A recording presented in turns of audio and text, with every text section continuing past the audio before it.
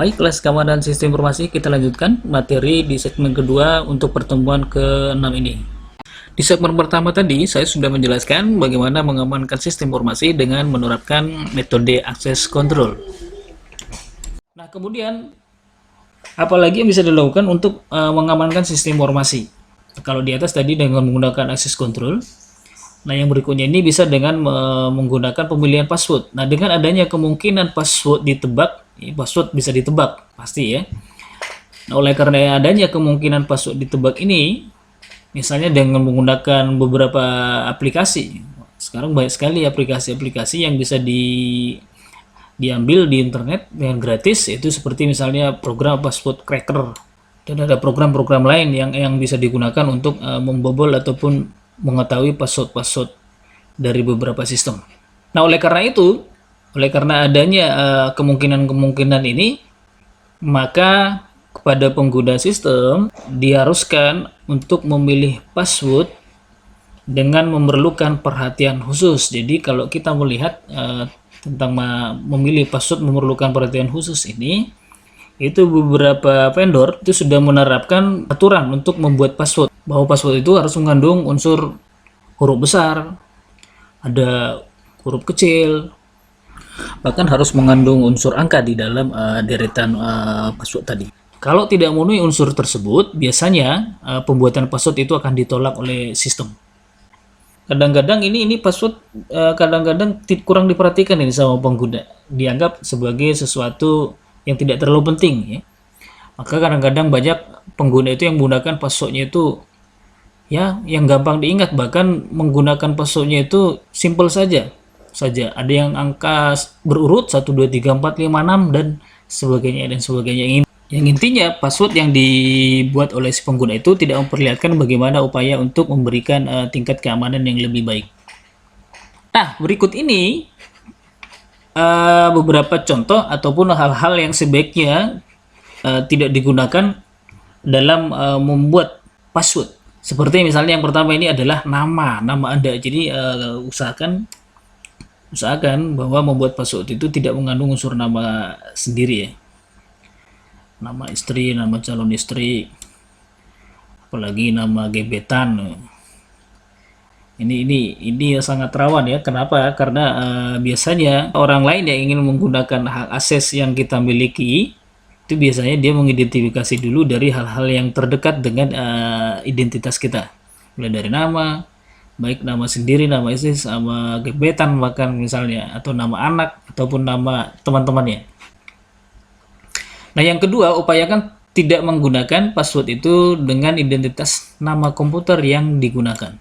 Nah, ini sering sekali nih pengguna, agar dia tidak pusing membuat password, mungkin oleh karena sudah banyak sekali password dengan akun-akun yang dia miliki, maka yang paling mudah biasanya digunakan passwordnya itu dengan menggunakan nama perangkatnya. Misalnya kalau laptop disebut di situ misalnya mereknya XX, maka nama passwordnya itu langsung dibuat nama komputernya itu.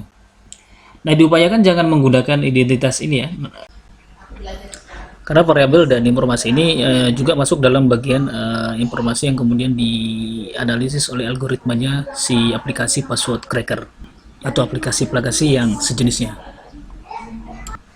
Berikutnya, jangan diupayakan untuk tidak menggunakan nomor telepon atau plat nomor kendaraan Anda. Ini ya salah satu. Yang berikutnya, jangan menggunakan tanggal lahir. Nah, ini yang paling umum ya. Zaman sekarang pun dengan kondisi keamanan yang semakin rawan ini di sistem informasi, masih banyak orang menggunakan password itu tanggal lahir dengan alasan yang sangat klasik, yaitu mudah diingat.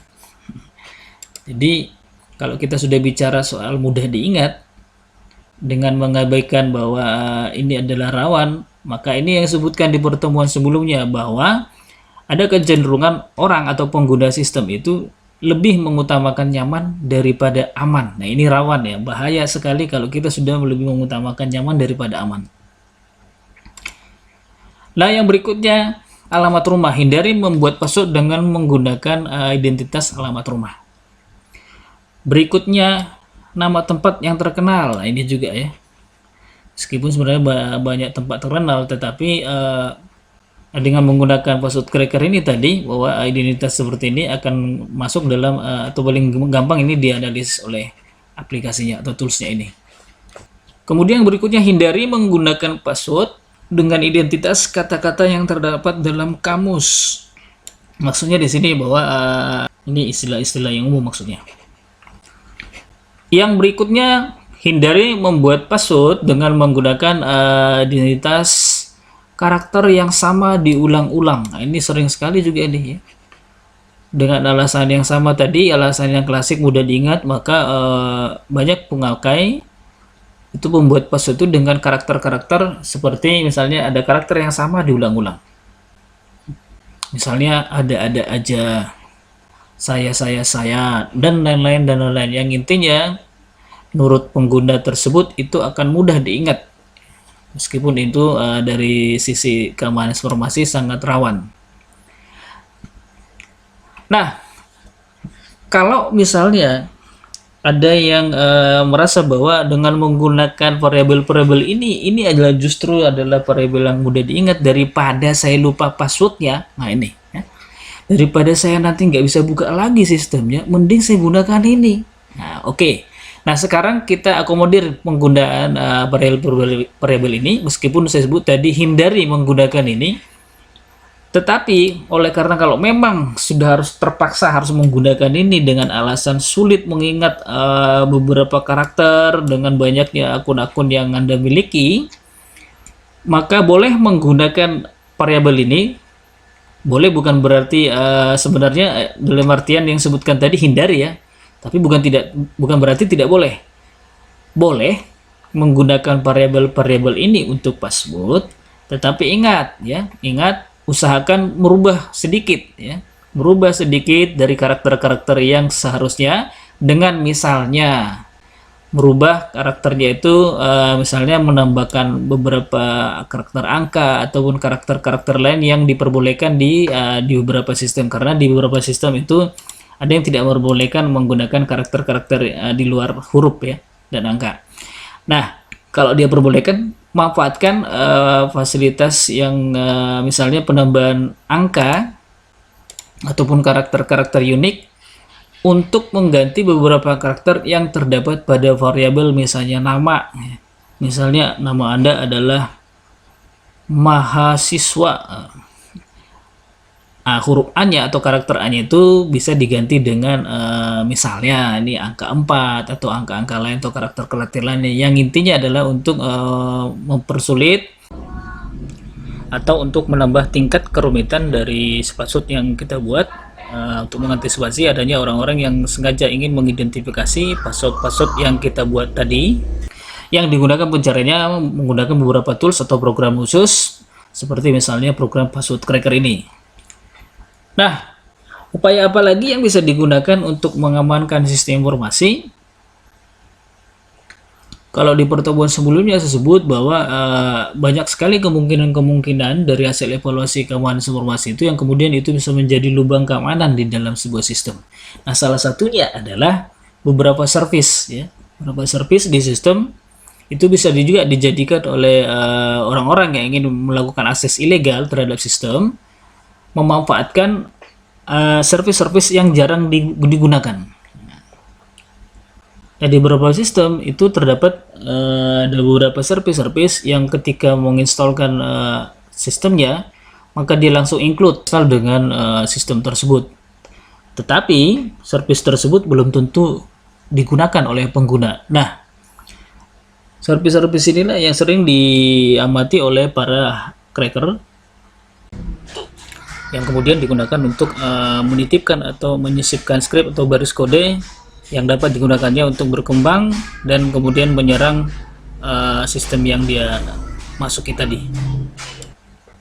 Oke, di sini disebut bahwa sering sekali sistem ini disebutkan tadi ya, perangkat keras baik perangkat keras maupun perangkat lunak diberikan dengan beberapa service dijalankan. Disebutkan tadi bahwa secara default beberapa sistem itu langsung menginstalkan beberapa service yang kemudian include pada saat penginstalan sistemnya, meskipun sistem-sistem tersebut belum tentu digunakan oleh si pengguna.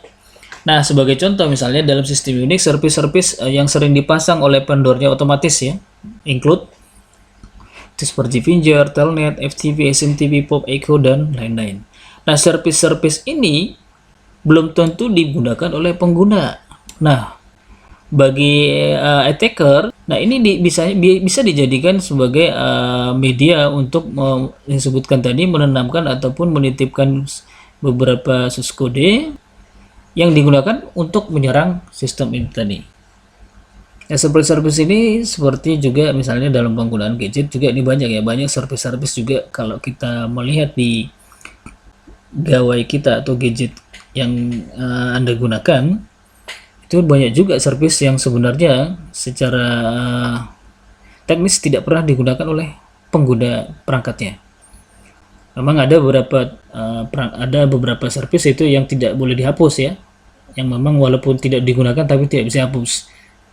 Tapi ada beberapa service itu yang kemudian diinkludkan oleh si vendornya, sebenarnya dihapus pun tidak apa-apa. Nah, oleh karena itu, dengan tujuan untuk mengamankan sistem, harapannya semua service-service yang tidak diperlukan itu harus dihapus. Termasuk itu di komputer server. Nah, kenapa penutupan service ini dilakukan? Salah satu sebenarnya alasannya adalah bahwa sudah banyak kasus yang ditemukan yang menunjukkan bahwa adanya abuse dari service tersebut atau penyalahgunaan dari service-service yang tidak digunakan tadi. Penyalahgunaan seperti apa? Itu tadi seperti contoh yang disebutkan tadi ya. Atau ada lubang keamanan dalam service tersebut, akan tetapi sang administrator tidak menyadari bahwa service tersebut dijalankan di komputernya. Nah ini yang ini saya sebutkan di awal, bahwa kenapa ini harus dibuang, karena ini bagian yang aman yang dapat digunakan oleh attacker untuk masuk ke dalam sistem, di mana pengguna ataupun administrator tidak akan menyadari hal tersebut. Nah, dalam upaya mengamankan informasi bisa juga menggunakan dengan mode daemon service.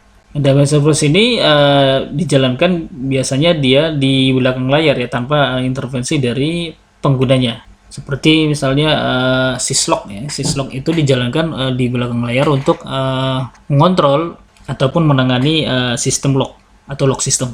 Nah, berikutnya kelas keamanan informasi. Untuk mengamankan sistem informasi bisa juga dilakukan dengan melakukan pemasangan proteksi. Memasang proteksi yang dimasukkan di sini adalah seperti yang disebutkan di sini, untuk lebih meningkatkan keamanan sistem informasi. Proteksi dapat ditambahkan. Proteksi ini dapat berupa filter secara umum ya, dan yang lebih spesifik seperti yang saya sebut di awal tadi, yaitu firewall. Jadi proteksi itu bisa berupa filter secara umum, dan yang lebih spesifik adalah firewall. Firewall ini sudah termasuk dia adalah filter. Filter dapat digunakan untuk memfilter email misalnya, memfilter informasi, memfilter akses, atau bahkan dalam level paket. Sebagai contoh, kalau di sistem Unix itu ada paket yang disebut dengan program TCP wrapper yang dapat digunakan untuk membatasi akses kepada service atau aplikasi tertentu. Jadi setiap menggunakan aplikasi tertentu, untuk mengakses itu kita harus memasukkan kata kunci yang sudah disetting atau dikonfigurasi di awal.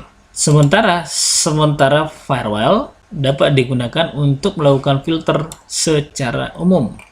Nah, ini ada firewall ya. Firewall ini bagian dari proses mengamankan sistem informasi. Nah, firewall merupakan sebuah perangkat yang diletakkan di antara internet dan jaringan internal. Jadi ada dinding pembatas antara internet dengan jaringan internalnya.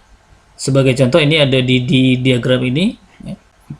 Di firewall itu ditempatkan di antara internet ini dengan jaringan internal atau jaringan lokal. Jadi firewall ini menjadi dinding, maka disebut firewall ya, dinding pemisah, dinding api ya. Dinding api ini disebut sebagai pemisah atau pembatas antara internet dengan jaringan lokal atau jaringan internal. Yang tujuannya adalah, di sini tujuan utama firewall disebut adalah untuk menjaga atau mencegah agar akses ke dalam maupun keluar sistem, maksudnya dari orang yang tidak berwenang tidak dapat dilakukan. Nah, sementara konfigurasi dari firewall itu bergantung kepada kebijakan atau policy dari organisasi atau pengguna sistem yang bersangkutan. Nah, konfigurasi seperti apa yang bisa dilakukan terhadap firewall ini? Misalnya ini konfigurasinya bisa dilakukan dengan misalnya yang pertama, konfigurasi untuk apa-apa saja yang tidak diperbolehkan secara eksplisit, tetapi dianggap tidak diperbolehkan. Yang kedua, apa-apa saja yang tidak dilarang secara eksplisit dianggap diperbolehkan. Sebagai contoh, misalnya kalau di kantor, umumnya ya di kantor itu di jam-jam sibuk kerja, misalnya mulai dari jam 8 sampai jam 2 misalnya, di jam-jam sibuk itu beberapa instansi atau perusahaan itu tidak memperbolehkan mengakses laman-laman seperti laman Facebook atau laman-laman media-media sosial yang lain di saat jam tersebut. Nah, tetapi di dalam peraturan secara tertulisnya itu tidak disebut. Secara eksplisit dia tidak disebut. Tetapi dari konfigurasi servernya itu sudah di setting ya. Jadi ada beberapa organisasi itu yang mengkonfigurasi langsung bagaimana akses dari situs-situs yang disebutkan tadi itu tidak bisa digunakan di jam-jam tertentu. Meskipun dia secara tertulis tidak disebutkan aturannya. Maka otomatis ketika si pengguna menggunakan perangkat komputer yang ada di perusahaan atau di organisasi tersebut, di jam tersebut, di jam-jam tertentu yang disebutkan tadi, tidak akan dapat mengakses laman-laman tadi karena diproteksi ataupun dibatasi melalui konfigurasi di komputer servernya. Nah, setelah di jam itu selesai, maka otomatis melalui konfigurasi yang sudah diatur, maka akses untuk laman-laman yang dibatasi tadi secara itu bisa diakses oleh karyawan atau pegawainya kembali. Jadi itu tadi salah satu kebijakan terhadap pemanfaatan atau konfigurasi firewall ya. Tetapi ini hanya contoh. Biasanya beberapa organisasi atau perusahaan-perusahaan menerapkan beberapa batasan-batasan yang berbeda. Nah, firewall bekerja dengan mengamati paket internet protokol. Jadi si firewall itu bekerja mengamati IP yang keluar masuk atau yang melewati atau melintasi firewallnya. Nah, berdasarkan konfigurasi dari firewall, maka akses dapat diatur berdasarkan IP address, berdasarkan port dan arah informasi. Nah, detail dari konfigurasi bergantung kepada masing-masing firewall dan perangkat firewall yang digunakan. Firewall dapat berupa sebuah perangkat keras yang sudah dilengkapi dengan software-software tertentu ya, misalnya seperti MikroTik dan lain-lainnya, sehingga pemakai atau administrator itu tinggal melakukan konfigurasi dari firewall tersebut ya. Jadi sudah ada software di dalam, jadi administrator tinggal menyesuaikan saja konfigurasi seperti apa yang akan dilakukan terhadap firewall tersebut. Firewall juga bisa berupa perangkat lunak yang ditambahkan ke dalam sebuah server ataupun sistem operasi. Nah, kalau kita melihat sistem operasi yang ada sekarang, umumnya yang digunakan misalnya seperti Windows itu sudah menginkludkan ya, otomatis dia sudah menginkludkan ada firewall di dalam sistem yang kemudian diinkludkan dalam sistem. Jadi kalau teman-teman ada yang bertanya seberapa baik firewall yang sudah include dibawakan oleh sistem operasi masing-masing, itu tergantung lagi dari jenis sistem operasi yang kalian gunakan. Apakah itu sistem operasi yang sudah lawas atau yang terbaru. Yang kedua, apakah sistem operasi, ini yang penting ya, ini penting sekali nih, apakah sistem operasi yang Anda gunakan itu adalah sistem operasi yang legal atau agak-agak ilegal. Jadi kalau legal sudah pasti ya, konfigurasi firewallnya itu lebih baik. Kenapa? Karena setiap terkoneksi dengan internet, maka database dari konfigurasi secure-nya itu akan terus diupdate oleh si vendornya. Sedangkan kalau untuk yang ilegal atau aspal, sudah pasti dia konfigurasi firewall tidak maksimal ya, karena tidak mendapatkan update dari vendor si sistem operasinya. Demikian juga terhadap server ya. Nah, firewall biasanya melakukan dua fungsi. Kalau tadi saya sebutkan di sini mengawasi IP yang keluar masuk terhadap atau melewati si firewallnya, maka fungsi dia ada dua fungsi. Itu yang pertama adalah melakukan filter, yang kedua melakukan proxy, menyaring dan melakukan pembatasan akses. Nah, keduanya ini dapat dilakukan pada sebuah perangkat komputer atau device atau dilakukan secara terpisah. Nah, fungsi proxy dapat dilakukan oleh berbagai software ya, tergantung kepada jenis proxy yang dibutuhkan. Misalnya nih, ada software yang kemudian seperti contoh web proxy, Login proxy, FTP proxy, dan banyak sekali sekarang aplikasi ataupun jenis-jenis proxy yang beredar ya. Ada yang gratis, ada yang berbayar. Kalau untuk yang lebih baik ya usahakan yang menggunakan yang berbayar ya, karena kaitannya dengan keamanan. Di sisi klien juga seringkali dibutuhkan software tertentu agar dapat menggunakan proxy server ini. Seperti misalnya perangkat lunak berbasis Unix, ya, untuk proxy-nya antara lain misalnya seperti ada disebutnya SOAP, proxy server, kemudian Squid berupa web proxy server. Nah, kelas keamanan sistem informasi, satu hal yang perlu diingat bahwa adanya firewall bukan menjadi jaminan ya. Kelas keamanan informasi, meskipun saya sebut bahwa sudah melakukan dua fungsi, yaitu mengawasi melalui proses filter dan pembatasan akses, tetapi bukan berarti dengan fungsi si firewall tadi bahwa itu sudah sangat menjamin bahwa jaringan dapat diamankan 100%. Tidak ya. Bahwa firewall, saya ulangi, bahwa firewall itu hanya merupakan bagian ataupun upaya untuk meminimalisir adanya serangan atau masalah-masalah yang terkait dengan gangguan-gangguan keamanan informasi. Seperti ini contoh misalnya, seperti contoh ini banyak kasus sebenarnya, banyak sekali kasus-kasus yang bisa dicontohkan. Sebagai contoh ini sebagai contoh misalnya ada yang disebut dengan firewall Gauntlet ini, Gauntlet yang dibuat oleh Network Association ANC.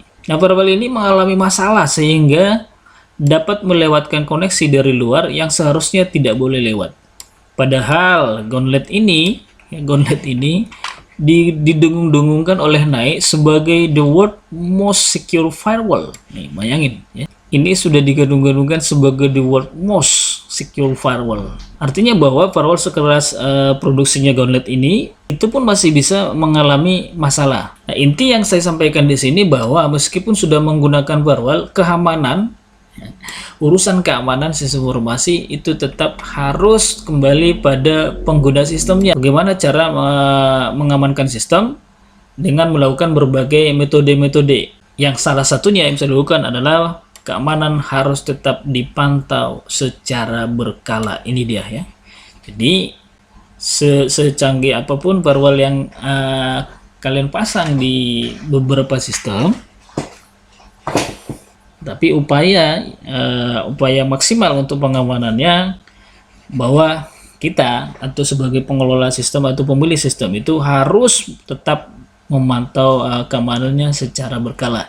Inilah yang disebutkan di beberapa pertemuan sebelumnya tentang bagaimana mengepolasi, tentang bagaimana pentingnya melakukan evaluasi keamanan sistem informasi dengan beberapa teknik-teknik. Nah, kemudian setelah menggunakan firewall sebagai dinding pembatas antara internet dan jaringan lokal, dalam rangka mengamankan sistem informasi, kita juga bisa menggunakan alat ataupun tools seperti pemantau adanya serangan. Ini umum sekali dilakukan oleh para pemilik server ya, baik itu perusahaan-perusahaan ataupun instansi baik swasta maupun pemerintah. Nah, sistem pemantau yang dimaksudkan di sini atau monitoring system ini digunakan untuk mengetahui adanya tamu tak diundang atau intruder atau adanya serangan. Nah, jadi nama lain dari pemantau adanya serangan ini dalam istilah keamanan sistem itu disebut sebagai intruder detection system atau yang sering dikenal dengan IDS. Nah, sistem IDS ini atau intruder detection system ini dapat memberitahu kepada administrator atau kepada pemilik sistem melalui email maupun mekanisme lain seperti melalui SMS tentang adanya gangguan ataupun serangan terhadap sistem. Nah, kalau di saat sekarang ini sudah banyak juga yang menggunakan notifikasinya itu langsung menggunakan bot dengan aplikasi Telegram. Di setiap ada perubahan ataupun gangguan tertentu sesuai dengan konfigurasinya, maka bot Telegramnya akan langsung aktif atau memberitahukan notifikasi kepada si pemilik ataupun administrator sistemnya. Nah, kelas keamanan sistem informasi ada berbagai cara untuk memantau adanya intruder ini. Ada yang sifatnya aktif dan pasif. Nah, IDS yang cara pasif ini misalnya dengan monitor log file dia atau log berkas. Sedangkan untuk software IDS yang lain itu bisa menggunakan auto abuse. Itu aplikasi untuk mendeteksi adanya probing dengan memonitor log file atau log berkas. Yaitu seperti misalnya ada shadow dari send, kemudian ada snot, ada Courtney dan lain-lainnya. Ada banyak sekali contoh-contoh aplikasi yang bisa digunakan untuk memonitor log berkas atau log file. Nah, kemudian upaya mengamankan sistem informasi bisa dilakukan juga dengan melakukan memantau integritas sistem. Memantau integritas sistem ini dijalankan secara berkala untuk menguji integritas sistem. Salah satu contoh program yang umum digunakan dalam sistem ini yaitu adalah program Trackwire. Di program Trackwire ini dia mampu melakukan analisis terhadap adanya perubahan pada berkas-berkas tertentu. Nah, signatur yang dimaksud itu berisi informasi mengenai besarnya berkas, kemudian kapan dibuatnya berkas tersebut, kemudian siapa pemiliknya, maksudnya create-nya, siapa yang meng-create berkasnya. Nah, signatur atau berisi informasi mengenai besarnya berkas, kapan dibuatnya, dan siapa pemiliknya. Kalau dilakukan checksum atau hash dengan menggunakan beberapa program seperti MD5 dan sebagainya, bahwa nilai hash function yang tersimpan di dalam sistem dengan yang nilai function yang dihasilkan oleh MD5 ini akan berbeda, sehingga di database itu akan ketahuan adanya perubahan. Nah, untuk mengamankan sistem informasi kita juga bisa melakukan audit. Nah, ini di pertemuan sebelumnya juga sudah saya singgung masalah audit ini ya. Nah, untuk mengaudit ini kita bisa melakukan dengan beberapa cara ya. Salah satunya adalah dengan mengamati berkas log. Berkas log ini adalah catatan penggunaan ataupun aktivitas terhadap sistem yang disebutkan di awal tadi, yaitu disimpan di dalam log sistem ataupun yang kita sebut dengan log berkas. Atau sebagian besar ya, kegiatan penggunaan sistem itu dicatat dalam berkas atau yang disebut dengan log file. Ini disebutkan di slide sebelumnya. Nah, apa yang dicatatkan dalam berkas itu sesuai dengan konfigurasi pemilik sistem atau administrator. Bisa saja misalnya penyimpanan aktivitas, adanya perubahan data, penghapusan data, adanya kesalahan pemasukan user ID dan password. Nah, tujuannya agar kita nanti mudah melakukan audit dengan menggunakan cara yaitu mengamati berkas-berkas log yang tersimpan tadi. Seperti contoh misalnya ya, dari hasil pengamatan log berkas, terdapat ada data user yang masuk ke sistem itu salah melakukan masukkan user ID dan password beberapa kali. Nah, kegagalan untuk masuk ke sistem ini setelah tersimpan di dalam log berkas, ini bisa jadi pedoman kita untuk menganalisis bahwa apakah user yang melakukan login tadi itu benar-benar user yang sudah diberikan hak akses atau ada user lain yang sengaja ingin mencoba masuk secara ilegal. Nah, ini bagian dari audit kita dengan cara mengamati log berkas. Nah, salah satu juga contoh yang lain, misalnya di dalam log berkas kita melihat adanya penghapusan beberapa transaksi di jam-jam tertentu. Nah, ini bisa menjadi analisis kita bagian audit kita. Ini penghapusan sistem ini sampai berulang kali. Ini perlu catatan ya. Kenapa? Apakah oleh karena ada kesalahan sistem atau memang ada user lain yang sengaja masuk ke dalam atau ada user lain yang menggunakan hak akses yang sedang aktif dimanfaatin untuk melakukan transaksi pengolahan data yang ilegal. Dan contoh-contoh lain banyak sekali ya, bagaimana kita mengaudit dengan cara mengamati log berkas. Nah, untuk mengamati yang disebutkan tadi, maka di awal supaya proses pengamati berkas log ini bisa lebih mudah, seperti contohin tadi bagaimana mengamati adanya penghapusan transaksi, adanya pemasukan data user ID dan password yang salah berulang kali, inilah harus disimpan di dalam database. Ya, kalau di dalam aplikasi misalnya kita buatlah dia file khusus untuk menyimpan log berkas ini. Misalnya kita buat dia namanya log file atau berkas log.